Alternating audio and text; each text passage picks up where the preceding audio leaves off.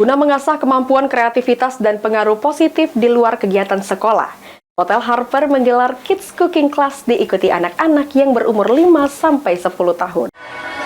Lalu ada Kak Iqbal yang Guna mengasah kemampuan kreativitas dan pengaruh positif di luar kegiatan sekolah, Hotel Harper menggelar Kids Cooking Class. Dalam kegiatan yang diikuti anak-anak yang berumur 5-10 tahun, anak-anak diajak menikmati pengalaman membuat makanan kebab bersama eksekutif chef di Hotel Harper Palembang.